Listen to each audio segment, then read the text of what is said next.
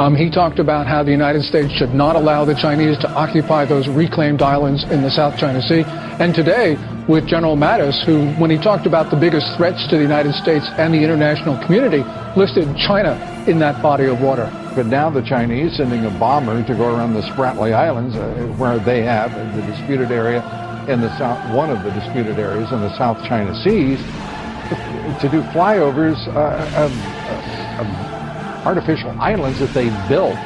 The United States now, as we listen to what is being discussed in these committee hearings, the confirmation hearings, they've got to be stopped. Well, they've got to be stopped, and especially since in the middle of November, there's been increased activity by these H-6K nuclear-capable bombers of China flying around Taiwan, flying over the Spratlys in the South China Sea. We have China's sole aircraft carrier making provocative moves East China Sea, South China Sea, and the U.S. Navy is nowhere to be seen. Fight on the beaches, we shall fight on the landing grounds.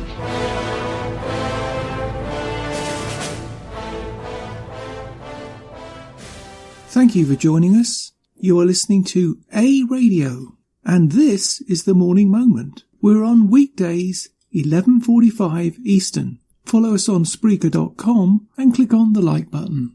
I'm going to read to you a couple of pieces, one of which has got another piece joined to it. One will be one subject, one will be a slightly different subject, but linked together. It'll become clearer as I carry on. But they both concern China. And to my mind, concern is the operative word. If we can't see the obvious signs of trouble coming not 50 years from now, but more likely 5, then perhaps consider this. Maybe it's just coincidence that 5 years from now we'll be looking at a new round of presidential warfare, which starts all over again in America. Perhaps one might even conclude from that a time most likely when America could be caught off guard. Perhaps somebody's done some analysis of that. Just saying. Then if you consider that scenario, contemplate these pieces, and just consider that maybe, just maybe, we are at a deliberately engineered timing point of what I call peace. That's not really peace. It's a staging point. Both of these main pieces are from the trumpet.com. Here's the first one, and here's the clue in the title. China arms warship with something called a railgun. 6 years ahead of estimates. A Chinese naval warship was spotted at sea last month, armed with what appears to be a hypersonic electromagnetic railgun. I will continue, indicating that the next generation of warfare has arrived in China years earlier than expected. The Haiyang Shan, a Type 072-II U-class tank landing ship, was photographed off the Chinese coast with a railgun mounted on its bow. A prominent Chinese defense blogger known as Haihan Red Shark posted the image on Sina Weibo, one of China's most popular social media networks, on January 3. China's state-run Global Times discussed the Weibo post and quoted a Beijing-based naval expert as saying China's railgun technology has reached, quote, a mature stage after a series of tests, unquote. The report shocked many onlookers because the United States intelligence had previously estimated that China would not have deployable railguns before 2025. If the weapon is already operational, as Weibo Post and the Global Times suggest, it would represent a remarkably precocious advance for the Chinese Navy. It would mean China has crossed a major technological milestone 6 years earlier, and a milestone that the US is still apparently years from reaching. I'm going to stop for a moment, and I'm just going to ask you to consider the ramifications of that statement. The world relies on the US, America to defend freedom and the world's navigatable seaways and make them safe and free from interference from foreign nations. I have always personally considered China to be a real threat, and for any government or president to allow technology to be passed to a communist nation is, in my opinion, a traitorous act. William Jefferson Clinton did such a deed. Consider that. The piece continues. The milestone is noteworthy because military analysts view railguns as game-changing weapons. Rather than using gunpowder to fire projectiles the way cannons have for some 500 years, railguns use electromagnetic pulses. Besides making them far cheaper to operate than cannons, this means they can fire at hypersonic speeds of Mach 5 or higher. This gives the weapons a combination of power and range that could profoundly alter the nature of military altercations. That's somewhat of an understatement, isn't it, ladies and gentlemen? This would see belligerents able to strike at each other at distances ranging in the hundreds of kilometres, whatever that is. Senior analyst at Australian Strategic Policy Institute, Dr. Malcolm Davis, told ABC News on January 3, quote, "This would fundamentally change the nature of engagements, as you could have adversaries being able to make precise strikes from afar for much less money. Analysts believe that China's railgun technology could dramatically help the nation in its quest to assert control over the South China Sea."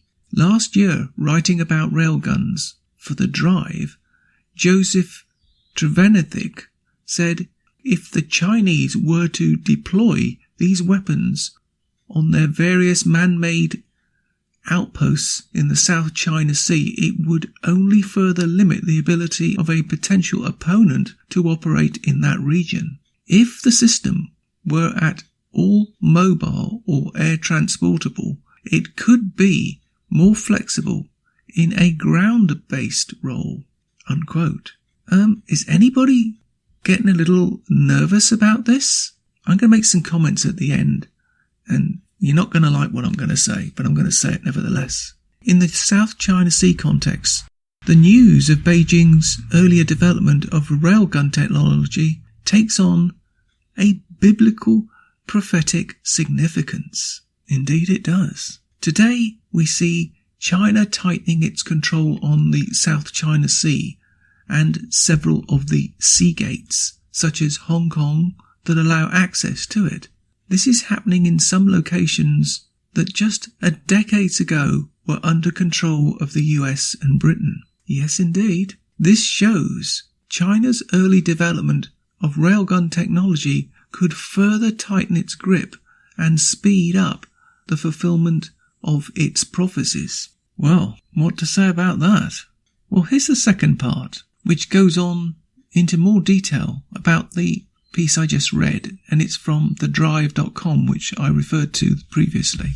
It's entitled, US Intel says China to have railgun-armed ships by 2025. Let me just say that again. US intelligence is saying that China will have railgun-armed ships by 2025. Why? Why do they need that? If they're a peaceful, non-aggressive nation, why do they need that? No one's asking that question, are they? Here's the piece.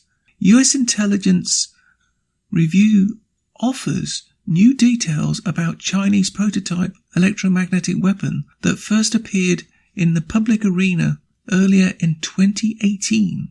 In January 2018, pictures appeared on social media, as we discussed earlier, talking about this Type 072 III class landing ships packing experimental electromagnetic railgun in a huge turret on its bow. Now the US intelligence community reportedly believes this weapon, or one similar to it, will be operational on board one of China's warships by 2025. CNBC was the first to report on this US intelligence analysis of the Chinese program.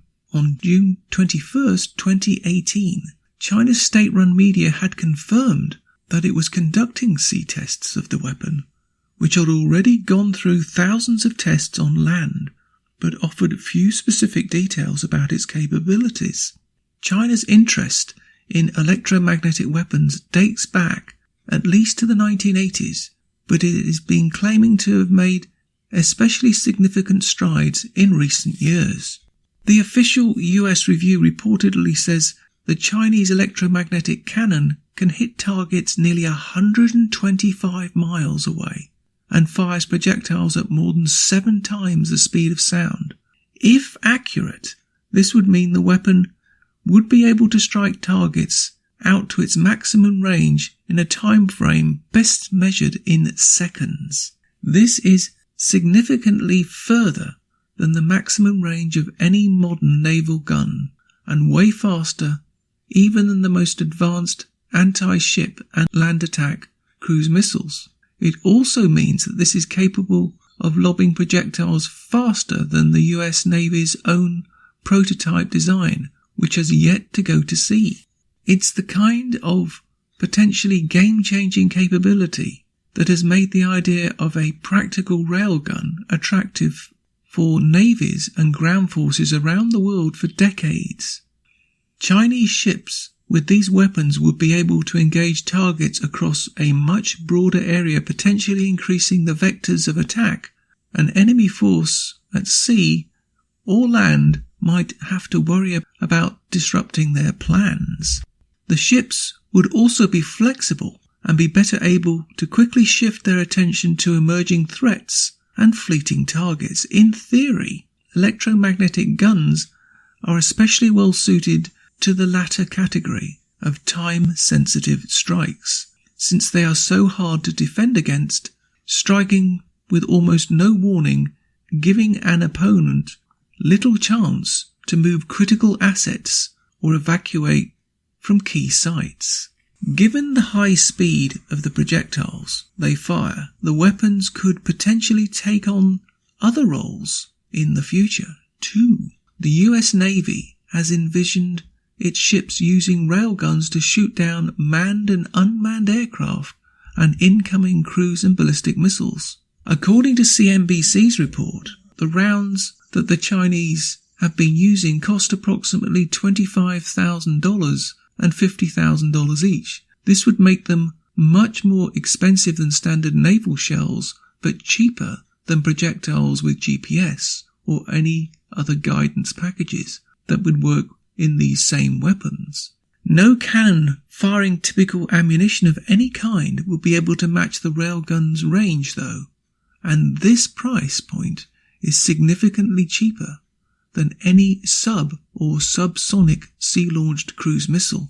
It is also cheaper than the present price of the Navy's experimental hypervelocity projectile, or HVP, which has a unit cost of around $86,000. That service, together with the US Army and Marine Corps, is hoping to use this round to get speeds of at least Mach 3 out of its existing naval guns and ground-based howitzers. The maximum range of those weapons, combined with new ammunition, still wouldn't be anywhere near that of the actual railgun. Very disturbing.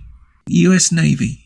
A look at the potential capabilities of the HVP combined with various existing guns compared to the speed and range of actual railguns offers the possibility that China would be fielding operational railguns armed ships within the next decade could push the Navy to redouble its own efforts to develop an electromagnetic weapon. At present, the service doesn't expect to conduct its own sea test until 2019 at the earliest. Holy cow. China's hypersonic development outpaces ours. Quote, "We are falling well behind." The US Navy Admiral Harry Harris, then head of the US Top Military Command in the Pacific, told members of Congress in February 2018, quote, "We need to continue to pursue that and in a most aggressive way to ensure that we have the capabilities to both defend against China's hypersonic weapons and to develop our own offensive hypersonic weapons, unquote. The CNBC report does not say what warship or ships the Chinese plan to install the railgun on operationally. Historically, limiting factors for railguns have been immense power they require. In turn, this requires additional space to house elaborate electrical infrastructure and the equipment necessary to keep everything, including the weapon itself, cool during sustained firing. The experimental turret on the Haiyangshan is already significantly bigger than other large caliber gun mounts in the Chinese fleet. The range the railgun offers might allow China to consider deploying it operationally on an amphibious warship vessel or even logistic ships. A striking distance of more than 120 miles could put them out of range of most intermediate counterattacks. They could also operate within the safety of a large surface task force. Of course, the US Navy, among others, is in the process of developing hypersonic sea-launched anti-ship missiles called Sea Dragon, which would be able to quickly respond to a threat posed by a railgun-equipped ship. If China has truly developed a practical naval railgun, they could look to install additional examples or derivatives thereof in land-based mounts as well. The US Army is similarly developing its own electromagnetic cannon to support ground operations in a way it simply cannot do with traditional artillery and missile systems. If the Chinese were to deploy these weapons on their various man-made outposts in the South China Sea, it would only further limit the ability of a potential opponent to operate in that region. If the system were at all mobile or transportable, it could be even more flexible in a ground-based role. Whatever concepts of operation the Chinese might be considering, what is clear is that the country is rapidly expanding both the size and capability of its naval forces. The electromagnetic railgun project is itself tangential to reports of work on an electromagnetic aircraft catapult system that China could install in its next domestically produced aircraft carrier. The expansion of the People's Liberation Army, Navy, or plan goes far beyond flat tops though. China is building surface ships, submarines and other craft at a prodigious rate. Tyler Rogaway wrote, quote, "The fact that China has been able to realize such a massive expansion of its naval forces, both in terms of quality and quantity, prompts the big question, what will the plan look like in another decade?" This haunting concern is one of the largest driving factors behind the US Navy's 355 ship fleet ambitions, which are going to be a major challenge to realize without dramatic reconstructing of its procurement priorities, existing fleet sustainment practices and facilities management. With the Pentagon's shift to great power competition under Secretary Mattis, and with China now America's top technological peer competitor, its ever-strengthening Navy is sure to cast a long shadow over the DoD's list of priorities.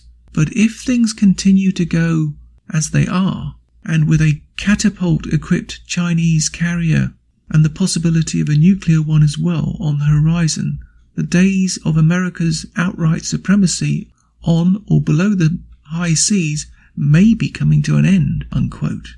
If the plan's fleets actually include any significant number of railgun-equipped ships by 2025, as the US intelligence assessment warns, it is more likely that the era of near-total United States naval supremacy in any prospective conflict, especially in the Pacific region, will have come to a close. I just want to read that again, because that is so significant, ladies and gentlemen. It should not be glossed over. And when they say plan, he's talking about the Chinese plan. If the plan's fleet actually includes any significant number of railgun-equipped ships by 2025, as US intelligence assessment warns, it is more than likely that the era of near-total United States naval supremacy in any prospective conflict, especially in the Pacific region, will have come to a close. Question: how can we allow China to get to this position? People will say, well, how can you stop them? Well, you can stop them by stop trading with them. Cut off their wealth. Cut off their wealth. We shouldn't be buying any products from China. China is a threat to us in the West. I don't care how nutty that sounds. I truly believe that. When a country is buying wooden shims from another country because it can't make them, then that country's got problems. When I came to Canada in 2002, I was buying wooden shims from a box store, and they were made in Canada. Now they're made in China from Canadian wood. What's wrong with that? And that's symptomatic of what's going on in the West. We have ceded our ability to make things to the Chinese, who don't make things. They produce things that last 5 minutes and break, and we accept it. I'm sure there are many of you out there, like me, who have old televisions that are 20 years old, maybe older, and they're still working. Can you say that of your flat screen TV that's made in China? No, you can't. If we buy garbage, we get garbage. And if we support a communist nation, well, where do you think that's going to lead? I have a personal ban on Russia. I am a big lover of Formula One racing, but I will not watch Formula One from Russia. And I'm thinking very seriously about not watching Formula One from China. I wonder if the technology that's inside those cars, which is groundbreaking, has been stolen already by the Chinese. I'll bet you it has. Join us next time for part 2, where we uncover what the China plan is. You can find more at aradio.wordpress.com, where you can find links to us on Twitter, Facebook, Instagram, iTunes, iHeartRadio, Gab, and email. We are also on Spotify. Just go to the podcast section and type Canadian Politics with a twist, and you'll find us. We are continuing to reach out to you, so please pass on the links. Please click on the follow button on Spreaker.com. You can listen to all our morning moments at Spreaker.com under A Radio. That's EHRADIO, A Radio. And please click on the like button. And you can now hear a weekend review of our podcasts on WHBJ DB, News Talk Radio. Join us and many others, and you can find all our podcasts and morning moments at aradio.wordpress.com. Click on the Morning Moments tab.